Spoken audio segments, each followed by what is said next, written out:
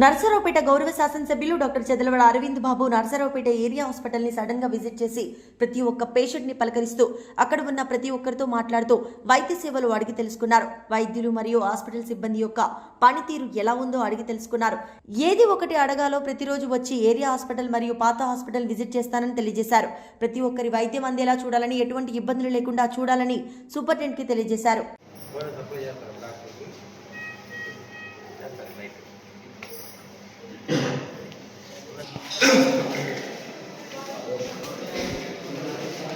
अरे काय करीरा नहीं वो तो बड़ा बाउ माने बैठे जाते हैं नहीं बिल क्या ब्लड ले दे हो ब्लड तक कौन अगली नहीं थोड़ा ना एक्सरे